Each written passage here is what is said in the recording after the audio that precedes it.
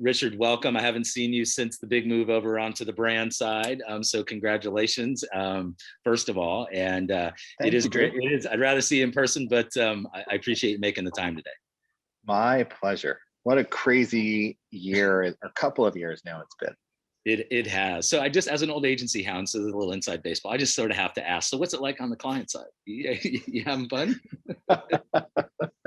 I'm having a lot of fun. It's not what I fully expected, in very good ways. But I'm also I like to think that for a lot of my former clients and former CMO partners, I helped them a lot behind the scenes and wrote a lot of presentations for them. And I'm still looking for that person who's going to write my presentations for me. But Well, it must be nice to, to spend the money. To go chase the money. yeah, true. But it leads to a whole different set of conversations. How you prioritize budgets. Sure. Certainly, like Burger King has a big pool of money from our franchisee ad fund, and we are tasked with spending it in the best possible way to help grow their businesses and traffic to their restaurant.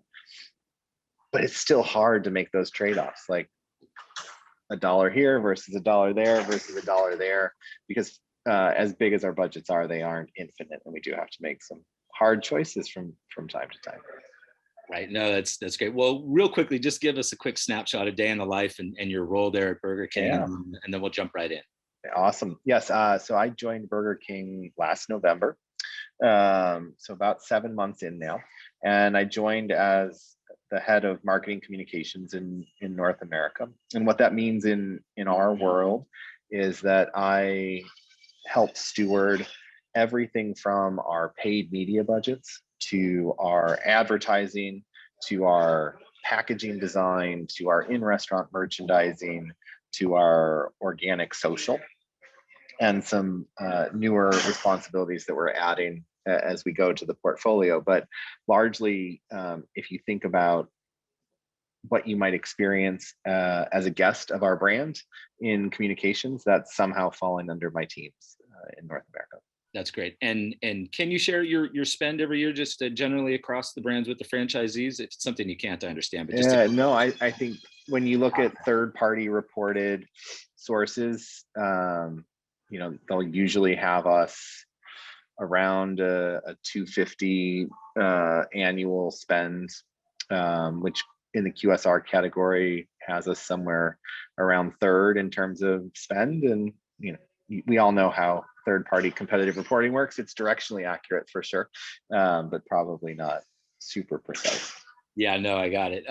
So let's just reflect back a little bit before we set up the conversation moving forward. And the consumer and the consumers had a lot of time to change behavior. They weren't out and about as much. I'm sure they weren't in your restaurants as much.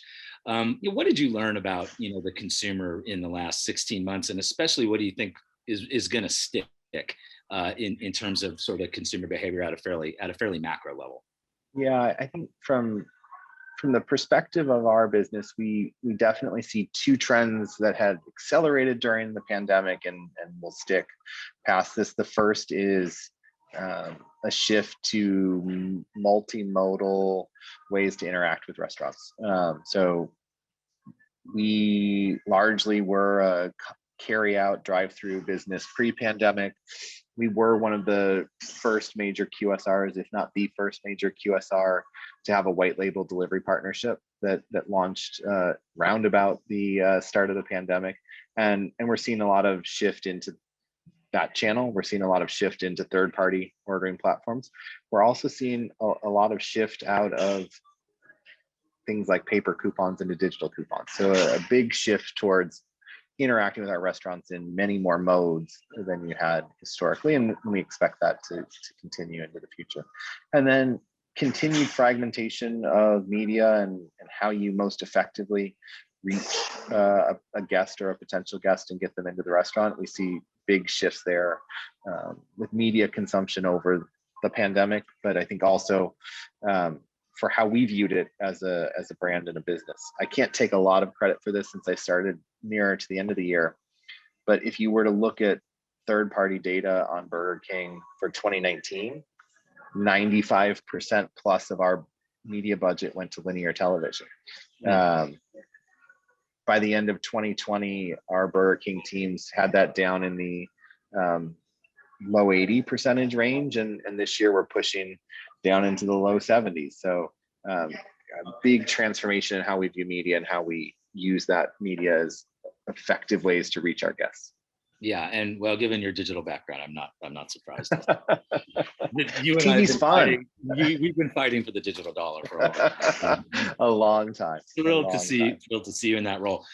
Before I sort of get into maybe the mix, and you touched on it a little bit, and spend and what's working, has the pandemic, and then you're new there, so you maybe have a little bit of license and agency to make some changes. Has it changed your approach, just in terms of planning and your, whether it's zero-based, or has it changed your approach at all in terms of sort of setting a marketing plan, media plan, outside of what channels you're investing in, your approach as essentially a US CMO here? Yeah, well, I work for a great North American CMO, so I don't want to steal her thunder.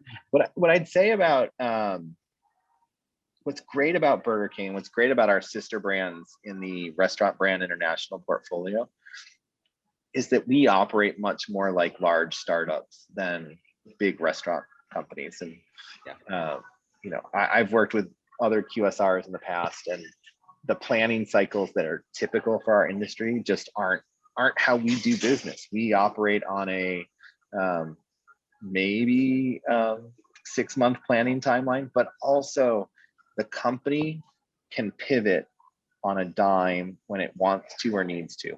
And one of the things that was really impressive for me from the outside and thinking about joining Burger King, they were the first major national advertiser post-COVID to put a new TV commercial on air. And it wasn't filmed before. It was a direct response to COVID and about the cleaning measures that we were putting into the stores. And there was also a second follow-on offer to guests to say, hey, come in and we'll give you 2 free kids meals, because we know it's a really tough time for everyone, and we know it's really tough on your kids. So the fact that Burger King could figure out at the very beginning of the pandemic how to make 2 new spots and get them to market in a matter of weeks is indicative of how the company approaches everything and how quickly it can pivot and turn when it needs to. So I don't know that a lot's changed in our approach to planning. We are trying to get a lot more rigorous in the quality of our planning and how we think about our guests and the research we know to better understand our guests. But I think from a planning perspective, a lot of the agility that the business has always prided itself on is continuing moving forward, and probably even more important in a post-pandemic world. And in terms of sort of coming out of this, the pandemic, and now into this time and this weird new normal, I'm sure there's been lots of conversations with your agencies and the folks that you work for at the CMO level there about tone. BK or Burger King has always been, cheeky, irreverent, sometimes controversial. And how are you managing that brand tone, which we've all sort of come to know and love, and making splashes with your advertising and marketing often? How have you addressed that? And sort of, I had a question in our prep talk talk to us about this exact moment in time, at least from a marketing perspective. We'll slide into a new normal, we'll get into the summer, we'll get into the holidays, but what about right now? It's still fresh, the wounds are fresh still, but we're excited about the future. Just talk to us about how you've dealt with tone and moving forward. Yeah, I think tone is a huge question for the Burger King brand overall. And I would say historically, we've been polarizing. People love us for our tone, and other people not so much for our tone. So it's a bigger question that we're trying to solve. One of the ways that we talk about tone internally and where we need to get to in the future is a shift from jester to maverick. We are always going to be a challenger brand. We are always going to push the industry. We are always going to push some of our bigger competitors. But when we're at our best, even historically, when we're at our best, we do that with a purpose. You look back at some of the pink tax work that the brand developed several years ago, or the anti-bullying work that the brand's developed, and it's pushing forward with a purpose. Even some of my colleagues at Burger King France, the work they did during the pandemic to help support the entire restaurant industry in France was that same thought process of, yes, we're pushing, yes, we're doing things no one else would do, but it's with a purpose. It's not just for a laugh.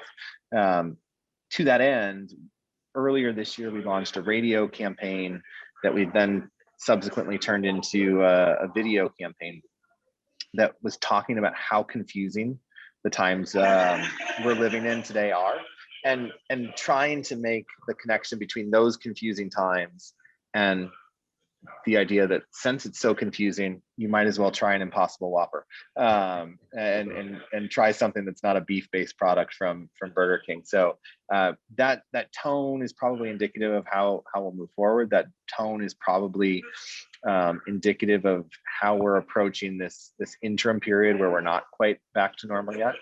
At the same time, next week we have our biggest product launch of the year, probably the biggest product launch ever for the brand. We're launching our new hand breaded fried chicken sandwich nationally, officially, and some of the PR broke on it last week, and we'll have advertising that breaks next week. So that we are maybe not tonally, but from a media perspective and from a quality of content perspective, treating like we would have any other major launch pre-pandemic. And maybe we have more modes for consumers to buy that product now, but we are really in a big way across an integrated suite of media channels trying to get the word out about that product in a big way, as you might have in 2018 or 2019. Interesting. And modes and touch points. I'll go back to the mix a little bit here. Maybe we'll kind of anchor off of, the spending on linear TV coming down and digital is increasing a little bit. And obviously you can't share sort of specific numbers, but can you just give us a sense of, as say that 10 or 15 or 20-ish% goes from 90 to 70 and it goes to digital from linear, where are you spending that and why? I mean, is it primarily about, new customer acquisition, so therefore we're investing in this channel digitally? Is it about, just sort of, brand awareness and reinforcing the brand as we come out of the pandemic? But talk to us about your shift to digital and where you're spending. I think broadly, where you see our shift into digital is going to two places, and we're early in our journey, so this will continue to evolve with our great media partners at Horizon. But as we've shifted out of linear TV, dollars have flowed into one of two places. One would be OTT, or short form digital video, essentially YouTube, and the other is lower funnel digital. So where we're directing our dollars tend to avoid mid funnel, tend to avoid social platforms, but are going to high impact video or highly targeted near to our restaurant conversion tactics that we can deliver through digital. And I think the benefit of our shift into upper funnel video on a digital is really the targeting parameters that it offers us, because we've probably over the last year been in more of a frequency play with our guests than a true new guest acquisition play, but also the way it's allowing us to measure. So we do a lot of work with partners like Foursquare Place to try and build closed loop measurement systems that in semi-real time allow us to make some optimization decisions about our video spend and the traffic that they're driving to our restaurants. So we're excited about the accountability that that's offering us, and how we're finally able to answer some of our C-suite questions about what is that big media spend really doing for us. And is there a focus in regards to the marketing sort of writ large in terms of driving either app downloads and or using the app as you go into the store? Is that a big priority for you, just in terms of, you can argue Burger King has a relatively maybe younger demographic, I might be wrong. They're mobile first, they're using apps. Is that a big focus for you both? I suppose not only just the advertising and trying to get, is it directed to get people to download and or use apps, but are apps important just broadly for yeah, It's a great question, and it's one I've debated with a lot of different folks in the industry and inside of Burger King. I think it's safe to say that we know consumers will buy from us in many different ways moving forward. Third-party delivery is not going away. Our owned app is not going away. Our restaurants are not going away. And our challenge is to figure out how to best optimize all of that. We are in a unique industry, maybe most similar to the travel industry, where there's a real benefit to our business from third-party aggregators. There's also a huge benefit to our business in knowing our guests better and having more first-party relationships with them. So we're trying to strike the right balance of how do we work with great partners like DoorDash? How do we build our own first-party experience and make that compelling to guests and differentiate it from guests as well, or differentiated from our third-party delivery business. Right. And one other thing, sort of part of the mix, which we haven't talked too much, today, and it isn't maybe as much digital as maybe as physical and analog. And I haven't known Burger King in the past to necessarily spend a lot of money on sponsorships or, in-person sort of physical experiences out at concerts or whatever, sports, whatever it might be. But is that something that, even though you're kind of a digital guy, true, and I know what you're trying to achieve there, is that also something that you're thinking about and maybe taking Burger King into different types of directions as it relates to experiences and whether they're, physical or sort of hybrid? I think will experiences be increasingly important to us? Yes. I don't think simply sponsoring a concert series is what we have in mind when we think about experiences. We view those as great enablers and great unlockers to things we want to do. So can you through a sponsorship with a concert series, to borrow your analogy, get a food truck to the concert and allow folks who might not normally try Burger King to try some of our new products that are phenomenal, to have an experience with Burger King that they otherwise wouldn't have, and hopefully acquire guests that way. Yes. Do we think about that as those types of events as potential avenues to get other folks to download our app and our first party platforms? Yes, absolutely. And I think we're trying to figure out what's the right way to do that. What's the right way to show up in a genuine way? What's most important, I think, to a lot of us at Burger King, when we show up in a community, whether that's a community of fans around a band, or a community of people who share common interests, to be a part of that, not just be an interloper who's trying to sell them something, but how can we demonstrate that we have an equal passion for that fandom as well, and that we really want to be a part of their community, and we're going to be a positive force in their community, not just someone who's there to shuck some burgers and then disappear and never talk to them again. So the partnerships that we're talking about are more sustained, more long-term, and allow us unique opportunities to introduce folks to Burger King in new and different ways. We originally met, I think you spoke for me at AdTech when I was chairman of AdTech quite a while ago. I'm not going to say how long ago. Mm-hmm. So, there's certainly some AdTech and MarTech folks out in the audience today. Talk to us about how your approach to sort of measurement here, and do you have a magic dashboard? And, really the more serious question would be, what is your approach to sort of measuring holistically your broader marketing efforts? And to me, the important question is, what don't you have in your toolkit from a measurement, sort of just measuring your ROI for your broader marketing efforts that you don't have in your toolkit that you'd like? Or where can things improve, where particularly you might work with third-party vendors and things like that? Yeah, I think we are big believers in MMM as a methodology to understand the impact of every business contribution to our total sales. So we are deeply invested in that as our North Star. What that doesn't give us is a lot of opportunity to optimize in real time. It's a great look back tool. It's a great look forward tool from various points in time. It is not a strong real time tool.